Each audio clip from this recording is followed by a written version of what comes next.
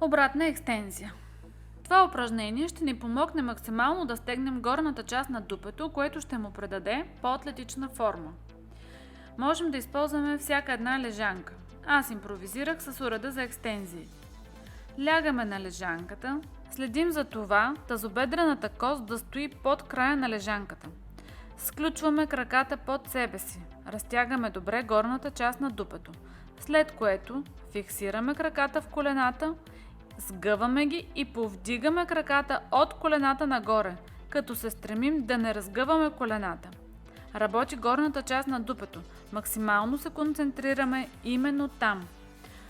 Упражнението има още един плюс, а именно усилва притока на кръв в гръбначния отдел и може смело да се практикува от хора с проблеми в кръста, тъй като няма осево натоварване и изцяло изключва работа с кръста.